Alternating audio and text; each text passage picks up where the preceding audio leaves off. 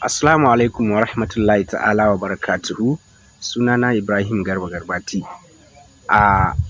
Ina so na yi magana akan yadda siyasa ya yi zafi kwana biyun nan, musamman ma a ɓangaren jam'iyyar ADC, wato jam'iyyar mu kenan mai albarka.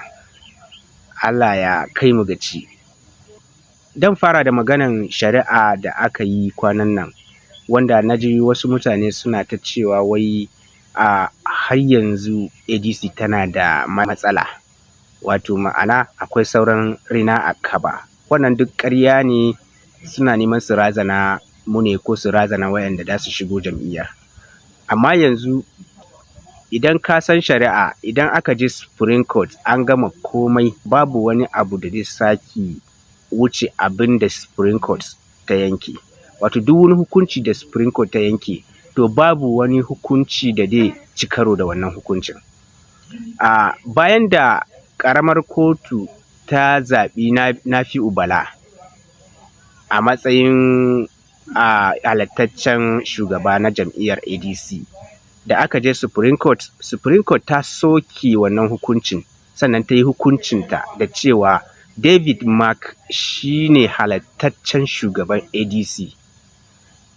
To menene kuma ta maida shari'an ƙaramar kotun ne saboda a je a kammala shari'a, ba wai saboda a je a canza wani shari'a ba, a'a, a je a kammala shari'a ne. Saboda haka babu wani